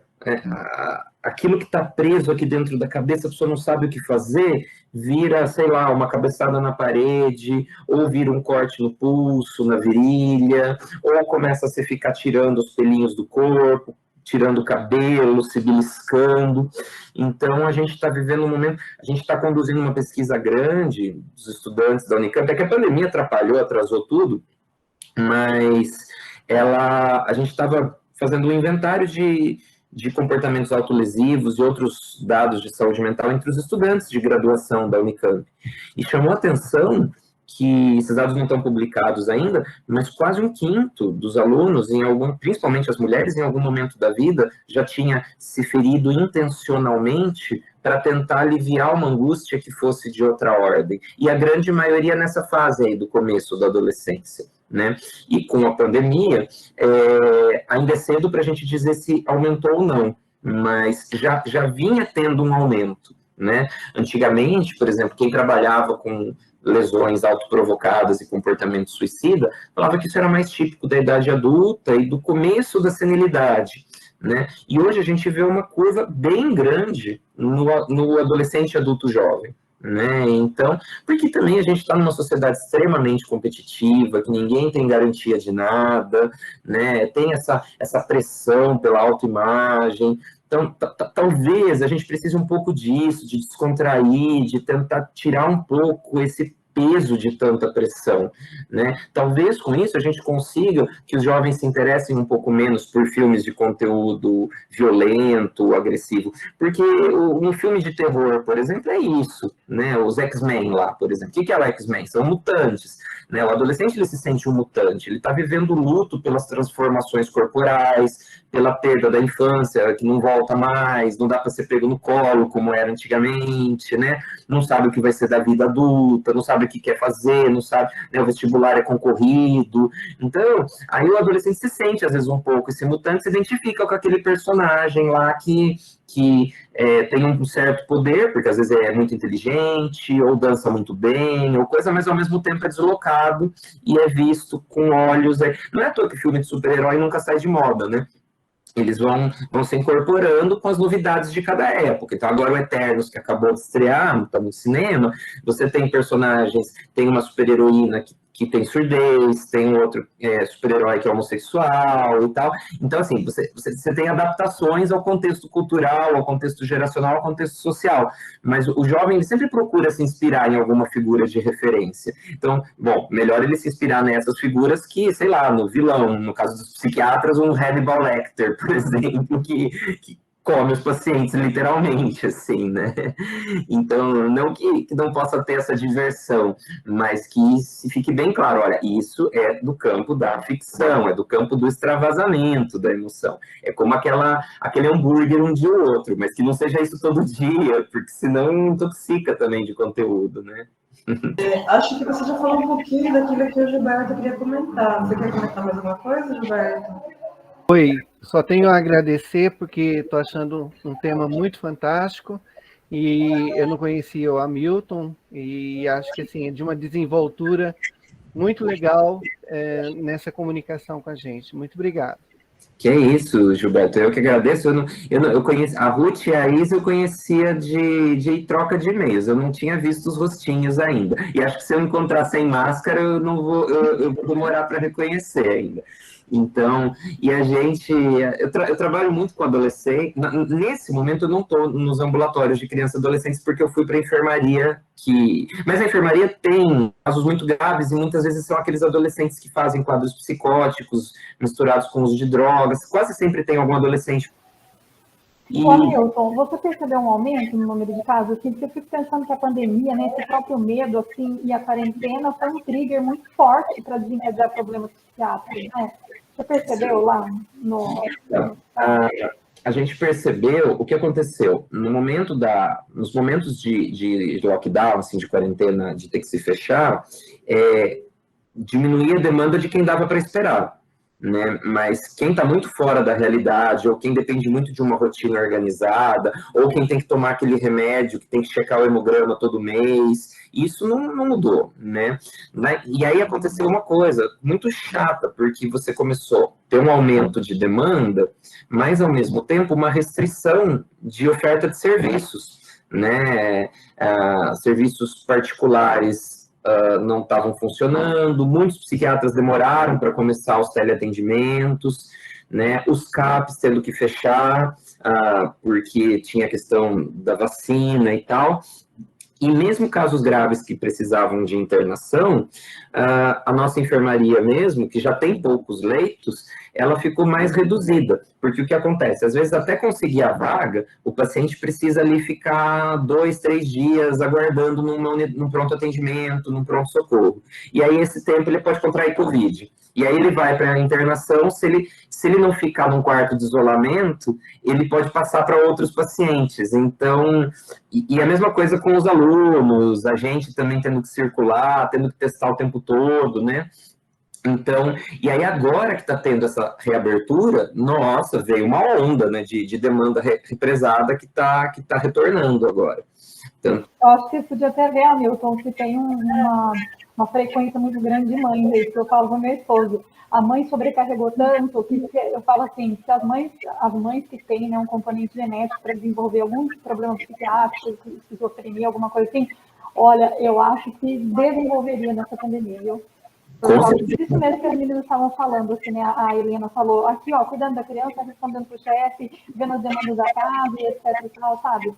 Sim, não, mas as mães, a maioria delas tem se revelado super heroína mesmo, e aí elas chegam pra gente com queixa de baixa autoestima, e aí o que a gente fala é assim, não, calma, talvez seja uma autoavaliação muito exigente, porque você tá dando, assim, você tá fazendo muita coisa mesmo, e nem tudo vai sair com perfeição, às vezes tem umas explosões, às vezes tem alguns momentos que a coisa sai um pouco do controle, mas a vida está seguindo, na maioria das vezes está seguindo. Então, isso a gente observa. Mas que tem demanda, tem sim, principalmente para as mães. A Simone aqui, Fernanda Cominato, está dizendo aqui, ó, que conversa maravilhosa, tocou em pontos reais que estamos vivendo.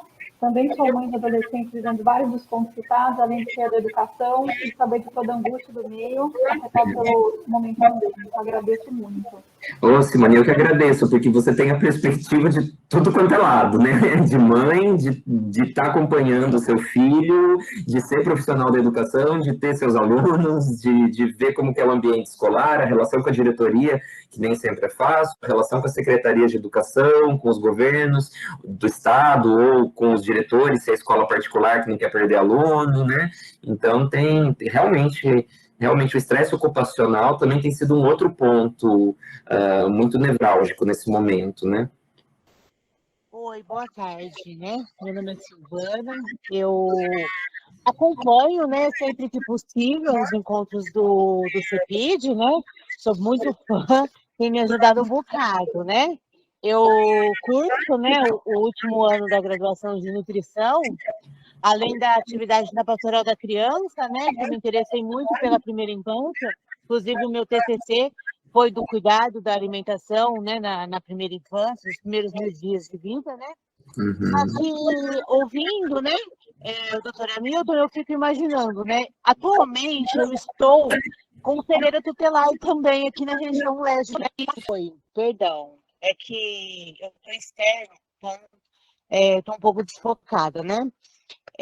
Eu queria falar que, assim, eu compactuo de todas as falas, né, do doutor, justamente, né, não sei se pegou a parte que eu estou conselheira tutelar na região oeste de Campinas, e, assim, é muito crescente esses casos de ideação suicida, de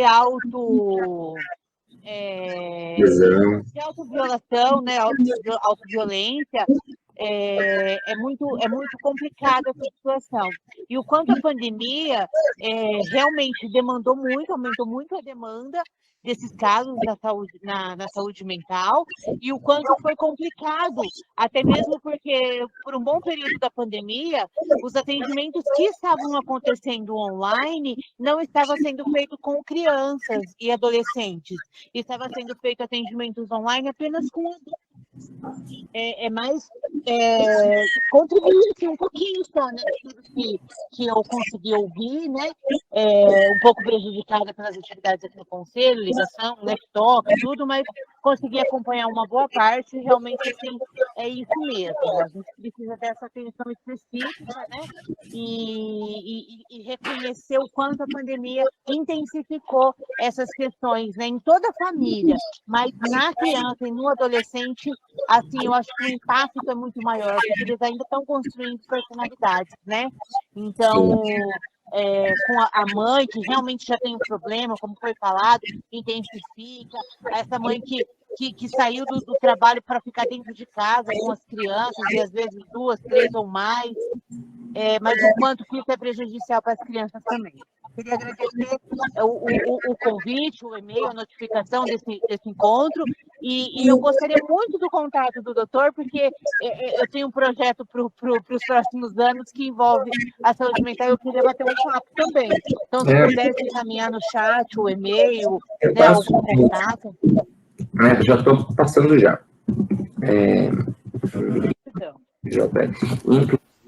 O pessoal da Pastoral, Hamilton, sempre participa com a gente, assim, sabe? Ah, que legal. E é interessante, porque vocês estão vendo, né, Silvana, no Conselho, e imagino que, bom, vocês já sabem disso e já devem ter tido essa experiência em anos anteriores, mas eu tenho a sensação de que esse ano vai ser mais intenso ainda, esse final de ano, né? Porque, em geral, por exemplo, as crianças que estão em abrigos, né? Ou que estão, cujos pais estão ali em algum momento que perderam a guarda provisória, né? Ou definitivamente da criança. E elas costumam, o pessoal que é cuidador de abrigo, o monitor, eles sempre falam, vai chegando a época de...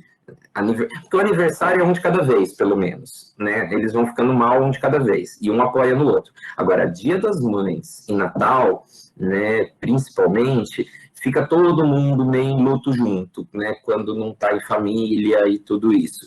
E num momento como esse, né? E os atendimentos online, na questão psicológica, tem também algumas peculiaridades, porque se por um lado ajuda, que bom, não preciso ir até o consultório lá do psicólogo e tal, mas por outro lado, né, em geral, um dos preceitos de qualquer terapia, independente da linha que elas sigam, é você falar o que vem na sua cabeça. Só que às vezes você não vai falar tudo porque você sabe que tem gente ali na casa que vai escutar justamente aquilo que você queria falar só para o profissional, né? Então também tem essas limitações, ou só para o conselheiro tutelar, né? Ou, enfim, você trabalha com nutrição na primeira infância, mas vamos supor que você trabalhasse com nutrição de uma jovem com anorexia. Muitas vezes ela não quer contar algumas questões do comportamento alimentar dela para os pais, mas quer contar para a nutricionista. E isso acaba não aparecendo no online, né? Então é um exemplo também. Hamilton, tem uma pergunta aqui, achei legal colocar, pelo seguinte, a pessoa colocou assim, gritos perante o processo de negação é normal? A reclusão pode ter projetado quais impactos na criança, na parte cognitiva e na parte de irritação. Acho que a gente podia pontuar também o que é natural da criança, né, nessa fase que a gente já está na infância, 2, 3 anos, né, perante uma negação, e o que realmente é uma questão de atenção, né? Isso, né, para saber a definição do que é normal ou não na psicologia do desenvolvimento, ela depende muito, não só de cada criança, de cada adolescente, mas também da idade, do nível cognitivo, se tem alguma comorbidade associada, né? Então, por exemplo, às vezes uma criança pequena gritando é um sinal de alerta, mas se essa mesma criança já não gritava mais e volta a gritar, esse sinal de alerta se intensifica. Então, aí talvez já seja o momento de dar uma olhadinha com mais calma, né? Mesmo crianças com autismo, né, que a gente estava comentando, às vezes os gritos fazem parte até das estereotipias vocais do autismo, mas aconteceu. Então, por exemplo, foi interessante, eu vi um garoto recentemente que ele, no começo, ele é muito religioso, ele é autista, ele toca instrumento musical na igreja, então, quando a quarentena começou, ele até ficou mais tranquilo, porque ele tinha uma certa dificuldade nas habilidades sociais, e aí acabava que ele fazia aula do instrumento lá com o professor, que também era pastor da igreja dele, estava tudo bem no online. Mas a hora que teve que voltar, ele se adaptou à nova rotina de um jeito tão, entre aspas, tranquilo para ele, que ele jogou o saxofone na cara do professor, assim, quebrou o saxofone, então foi uma coisa... Então, assim, o que é normal ou não, é muito difícil a gente definir o que é normal ou não em termos de saúde mental. A gente tem, assim, o normal de cada um, né, e em cada período do desenvolvimento, para a gente ver. Agora, algumas dicas de que talvez as coisas não estejam indo bem, é que dentro do normal daquela pessoa, naquele momento da vida dela, ela começou a ter mudanças, né, mudanças, regressões, impulsividade, agressividade, e aí talvez seja a hora de se trabalhar de uma outra forma, né. Belezinha. Eu estava aqui pensando se tem alguma estudo nesse sentido, ou uma conversa nesse sentido, de uma especulação de como que vai ser, porque está falando de quadros, a gente está falando de quadros que se complicaram, né? Mas dentro dos que não se complicaram tanto, mas que dentro dali da normalidade, né? Das crianças que frequentaram a escola sempre que puderam, mas com máscara, então estava em idade de desenvolvimento, aprendendo a falar, e a professora sempre de máscara. A relação com os amigos, que não pode abraçar, não tem o carinho, né, que se espera na educação infantil, acabou ficando em segundo plano também. ou hábitos, né, que a gente, até no começo da pandemia, eu me lembro de ver um filme com as minhas filhas, e um dos personagens, que era como se fosse o vilão do filme, ele passava álcool gel na mão o tempo todo. É um filme bem anterior à pandemia, né? Então ele era um cara, assim, intolerante com as pessoas e passava álcool gel sempre que encostava nelas, né? E aí a realidade agora é passar álcool gel, então a interpretação muda, né? Então, se existe alguma especulação de como que vai ser essa geração, se tem alguma coisa que, de fato, a gente já imagina que vai mudar, ou se não tem como, só esperando para ver mesmo. É uma boa pergunta essa. Eu acho que eu não tenho uma resposta pronta. Eu acho que, assim, se a gente for pensar na maioria da população, que não está nessa parcela de transtornos mentais graves, como eu estava falando de pessoas internadas e tal, tem outro lado que o ser humano é incrivelmente criativo também, né? Então vai pensando em possibilidades, vai se adaptando do jeito que dá. Eu acho que algumas coisas vão ser sempre, né, um pouco complicadas, mas por outro lado vão tendo saídas, né? Eu não vejo artistas. Talvez artistas tenham sido das profissões mais prejudicadas, porque ninguém mais foi ao teatro, ninguém mais... Mas o que teve de live, o que teve de campanha... Né, eu tenho um colega que é do teatro, ele falou, de repente as prefeituras me chamaram porque um personagem famoso que eu fazia no teatro infantil era interpretar o Máscara lá do filme do Jim Carrey. Ele falou, e aí me chamam para fazer o Máscara para tá junto com o Zé Gotinha, né, para falar da vacina. Então, assim, as pessoas vão achando jeitos, né? Não que seja fácil, é difícil aí para todo mundo, mas eu acho que a gente vai ter que observar, vai ter que ver com carinho. E, assim, como eu falei, os estudos, apesar de ter ido de 20 para 8 mil, assim, em 1 ano e meio, mas a maioria está juntando conhecimento sobre condições anteriores e tentando acoplar com o que está sendo visto agora. Na verdade, vai mudar muito, olha, aspectos da bioética, aspectos da sociologia, da antropologia, da saúde como um todo, da educação como um todo, isso tudo a gente vai... Assim, já estão acontecendo coisas, e eu acho que vai ser um tempo muito... Eu tenho uma perspectiva otimista, acho que vai ser um tempo muito produtivo para novos conhecimentos, novas competências, novas habilidades. Né? É aquela coisa, tem que olhar o lado cheio do copo, porque o lado ruim a gente já está cansado de ver, né? Tem outra pergunta, Milton, que fala, mais a questão do que fazer, né? A pessoa comentou o que fazer com a compulsão alimentar que veio nesse período. E só emendando a pergunta, outra que fala o que fazer com a falta de concentração provocada pela ansiedade que prejudica os estudos. Acho que caberia uma avaliação também. Não está no chat, está no enviar do formulário. Tá. Né, uma avaliação nutricional. Eu acho que isso, avaliação nutricional ou psicológica. Tem muitos nutricionistas comportamentais que fazem um pouco das duas coisas, eu acho que isso vale, porque a compulsão alimentar, ela é, assim, também é um outro mal contemporâneo, extremamente prevalente, né? Eu falei da anorexia, da bulimia, mas a compulsão alimentar pura é muito mais prevalente do que a anorexia, a bulimia nervosas, né? E isso envolve vários elementos, talvez tentar trabalhar os gatilhos, né, porque, eu vou comer porque hoje eu tive um dia ruim, então eu vou comer para comemorar porque o dia foi bom. Tá, beleza, mas será que precisa todo dia comer nessa quantidade, ou todo dia comer um alimento hipercalórico, ou você pode fazer isso em ocasiões específicas? A ideia não é se privar totalmente, mas também não ser totalmente princípio do prazer, como se não houvesse consequências, né? Então, é ir reconhecendo os gatilhos e reconhecendo os momentos em que a vontade de comer a mais vem, né? Para, a partir desses momentos, falar, hoje dá para fazer uma concessão, hoje é melhor esperar um pouquinho e talvez adiar um pouco para amanhã ou para o final de semana, por exemplo, né? E a outra pergunta, eu esqueci qual era, na verdade. Era sobre a ansiedade, que acaba impactando nos estudos e na falta de concentração das crianças e adolescentes. Isso também é aquela coisa, e a mídia não ajuda muito, porque às vezes você está ali vendo uma aula online, mas você está com 5, 6 outras janelas abertas, né? Você está no WhatsApp, está num joguinho lá que se disfarça numa área oculta para os seus pais não verem quando eles passarem ali, né? E coisa. E não adianta, a atenção, eu sou mestre nisso, assim, tipo, em falhar na atenção, de tentar fazer mais de uma coisa ao mesmo tempo, e quando eu vejo, ficou tudo pela metade, assim. Então, é tentar ir organizando. Da mesma forma que com a questão da nutrição, é tentar organizar.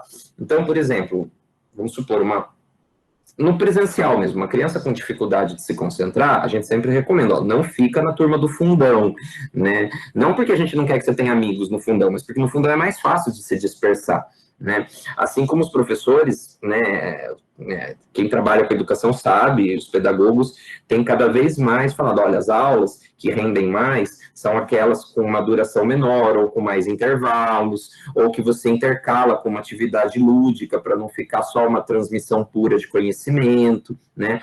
Então, de repente, o ensino online, se for uma aula gravada, por um lado ela pode prejudicar a atenção, mas por outro lado ela tem a vantagem de você poder rebobinar e voltar para ver aquele trecho que você não tinha prestado atenção, né? Então é isso, a gente tem que ir pensando e tem que ir fazendo uma construção criativa e coletiva, né? Junto aos profissionais e junto aos professores, né?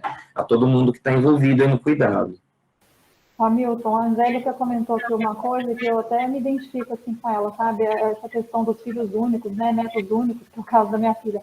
Ela fala assim, a filha dela tem 10 anos, tem asma e cardiopatia congênita, não frequenta aula presencial, na família não tem nenhuma criança da idade dela, está só brincando online com os amiguinhos, ela sofre muito de ver a situação, né? Eu sou solidária a você, Angélica. Ela está muito triste mesmo, que levamos em parques e praças para brincar, né? Acho que você vai querer comentar, mas eu fiquei pensando assim, nisso que ela escreveu, sabe? E me solidarizando, né? Que passa por uma situação semelhante. Agora, para a filhinha dela, ainda tem uma esperança mais próxima, que é a vacinação, né? Que acho que logo deve chegar para esse grupo de crianças a partir de 5 anos, né? Eu ainda vou ter que brincar muito com a Isa, que é um prazer para mim, mas eu acho que criança tem que brincar com criança, tem que vivenciar ali a vidinha das crianças, né? No caso, vai fazer 3 anos, deve demorar um pouco mais para tomar a vacina. Mas se você quiser comentar, sinta-se à vontade, viu, Hamilton? Não, claro. E a Angélica também, se quiser comentar, fica à vontade também. Se quiser ligar o microfone, fica, ou se não quiser também. Eu também sou muito solidário à sua situação, né? É particularmente difícil, né? Uma criança que tem um problema de saúde, um problema cardíaco, tem a asma, né? Tem poucos colegas. Não sei se de repente ela tem algum hobby, algum animal de estimação. Não é todo mundo, a asma às vezes atrapalha o animal de estimação, né? A questão do pelo também tem isso. Mas essa questão da sua filha, Angélica, e mesmo da Érica, bom, tem a questão da vacina, que eu acho que para ela agora está chegando, eu acho que o pessoal está caminhando relativamente rápido, aí a gente já teve agências internacionais aprovando, né, em crianças, adolescentes. Para a Érica realmente é um pouco mais difícil, porque são crianças ainda menores e que ainda estão vacinando para outras doenças também, então ainda tem as pesquisas vão mais devagar e ainda tem que respeitar os intervalos para não ter reação com outras vacinas, né? Mas não sei, Angélica, eu acho que de repente até ver o grau de sofrimento dela, da sua filha, se tiver numa coisa realmente muito extremada, assim, muito extrema, perdão, se não vale a pena consultar, passar com algum profissional específico para ver. Não digo que necessariamente ela tenha que tomar remédio, não é essa a questão, mas às vezes tentar interagir num momento em que está difícil de construir redes, né, com outras crianças. Acredito que a tendência é de melhorar, né? A gente está numa perspectiva mais otimista, mas não dá para bater o martelo com certeza, né, ainda. Então, vamos aguardando mais um pouquinho aí. Né? Hamilton, você tocou num ponto que eu achei bem importante também, que é a questão do hobby, que traz um prazer, né, para a criança se identificar. Por exemplo, a Isa, por mais que ela é totoquinha, mas eu já percebi que ela é apaixonada por pintura, sabe? Então, ontem, por exemplo, eu cheguei, ela falou, mamãe, eu quero pintar de guache com bucha, sabe? Aí eu pensei, bom, tinha chegado do trabalho, eu estava cansada, ontem era quarta-feira, mas tudo bem, vamos brincar de guache com luta. Eu percebo que isso é uma coisa que deixa ela feliz, assim, sabe? E deixa até como uma atividade de recompensa, né? Então, por exemplo, aquela criança que regrediu e voltou a fazer xixi na cama. Então, vamos desenhar junto, então, um calendário aqui, porque cada dia que você conseguir passar sem fazer xixi na cama, a gente desenha um solzinho. Se tiver a chuva, aí a gente desenha quer dizer, se fizer o xixi, a gente desenha a chuvinha. E aí, se juntar 3 solzinhos, aí vamos fazer o dia da aquarela, ou o dia do giz de cera, o dia do lápis de cor, né? Se ir tentando fazer essas... Não é, ao invés de castigar, a gente recompensa pelas coisas bacanas. Isso deixa a coisa mais lúdica e estimula a criança a tentar uma atitude mais proativa nesse sentido, né? Acho que para finalizar, né, Ruth, eu não sei se vai fazer alguma pergunta, o Gilberto só fez um comentário, ele falou: penso que a pandemia revelou coisas inconscientes, tornando de mero potencial ou tendência para algo real. Uma delas é a criação da geração da solidão, filhos únicos, individualistas, defensivos, com dificuldade de interação, crianças focadas no mundo virtual, sem habilidades sociais. Se o Gilberto quiser fazer algum comentário, acho que a gente finaliza o questionamento por aqui, né? Fica à vontade, Gilberto, se quiser falar. Desculpa. É que eu penso que assim, essa dificuldade que a Angélica trouxe, ela não está no plano apenas pessoal, ela está muito coletivizada. É uma dificuldade de toda uma geração que está sendo muito preservada nos seus ambientes, nos seus espaços. Então, vai tornando as nossas crianças muito defensivas. Elas passam a não ter quase nem recursos, nem iniciativas para estabelecer uma relação inicial com algum colega, delas terem iniciativa de procurar ou de dizer, olha, vamos fazer alguma coisa juntos. Não, elas estão sempre na resistência, estão sempre na defensiva, e acho que isso prejudica muito, ainda mais nesse momento. Sim. Não, essa é uma reflexão que vem muito bem a calhar para esse momento. A pandemia, ela escancarou uma tendência que já preocupava, né, pais, profissionais de saúde, profissionais de educação, né, profissionais de assistência social, porque essa tal da geração dos millennials, né, que já nasceu conectada, tudo isso, e às vezes os pais super protetores, a coisa do pai helicóptero e tal, a gente super entende, lógico, o pai quer evitar os problemas, às vezes os próprios problemas que os pais mesmos passaram quando eram crianças, mas às vezes acaba encapsulando a criança, e é muito interessante, porque a gente está vendo uma geração de jovens agora, que se por um lado é mais tolerante, mais aberta à diversidade, mais criativa, né, e tal, por outro lado também tem mais fragilidades nesse sentido de... Às vezes, eu vejo isso com os alunos da medicina, que passaram um vestibular dificílimo, e às vezes porque o professor deu uma bronca, assim, de uma coisa, um detalhe, e eles já começam, eles me procuram às vezes, porque eu tenho uma certa proximidade ali, eu estou muito perto do corpo discente, e às vezes eles me procuram para falar que estão com ideação suicida. Eu falo, não, calma, vamos pôr as coisas em perspectiva. Será que é o caso de se matar porque aconteceu um negócio ruim? Vamos aprender com a experiência, né? Então, frustrar é importante também, né? E talvez seja o único jeito de não ser, de essa geração não ser tão individualista, tão defensiva, né? Tentar estimular. Então, vamos aproveitar o momento que está todo mundo sem toque, sem contato, e coisas, falar, na hora que isso for possível de novo, vamos tentar estimular para que aconteça e não continuar encapsulado, né? Acho uma coisa muito legal que você trouxe hoje, Hamilton, é focar no autocuidado do adulto, né? O adulto precisa se cuidar para poder cuidar da criança, de quem está à volta dela. E quando a gente pensou no projeto da primeira infância, a gente pensou não só em pais, mas em cuidadores, as pessoas que estão ali no círculo da criança, né? Então, para essas pessoas também serem uma rede de apoio, porque a gente fala muito, mas foca no seu autocuidado, foca, né? Mas às vezes a mãe precisa de ajuda para poder focar no seu autocuidado, porque ela possa ter essa parte saudável da casa e possa passar isso para quem está em volta dela, né? Permita-me uma sugestão para a Angélica, o filho dele tem 10 anos, ele disse, se possível, procure viajar. Viajar é tudo de bom, né, gente? Eu também chego a hora de levar eles, assim, para hotel fazenda, essas coisas, né?